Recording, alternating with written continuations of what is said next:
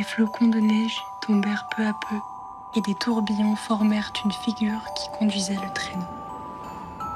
C'était une grande et belle dame, la reine des neiges en personne. Coupé!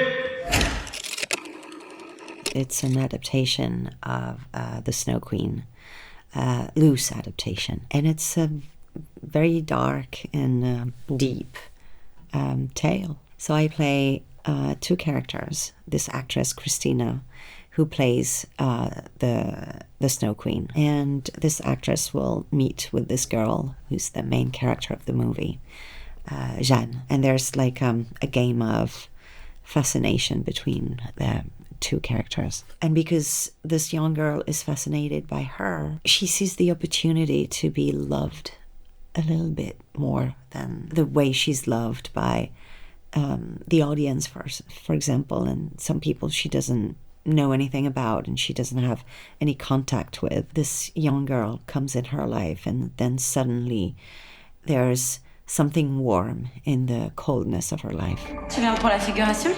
Oui. Action. Sur le plateau, faites attention à Christina. Elle est impitoyable.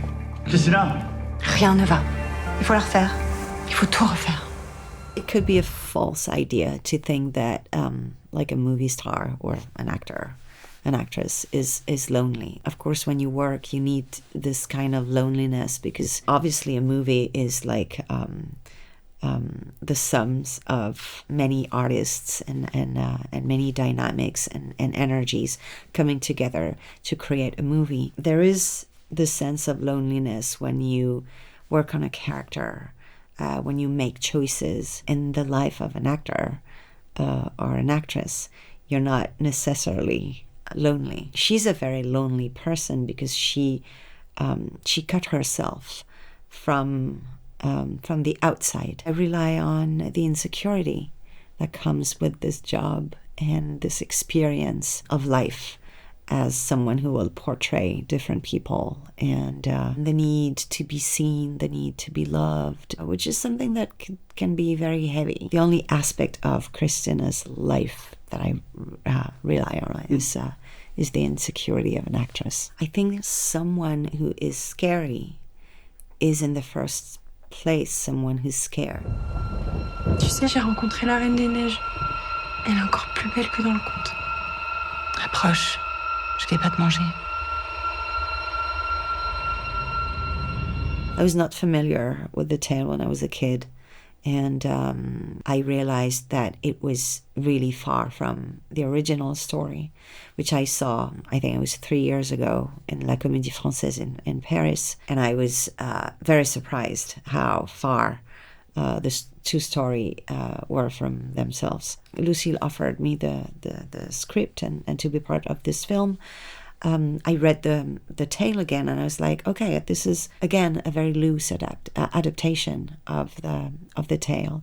So I didn't feel that I needed anything from the tale that was not in the script that Lucile had written. Not all directors are artists, and I need to work with artists. The project I'm working on is something that is very intimate and that comes from a place of need of a director to express. She's very unique. She creates a world that is so peculiar. I like the way she allows people to connect with their own imagination and have questions that sometimes go beyond the questions that the movie will ask.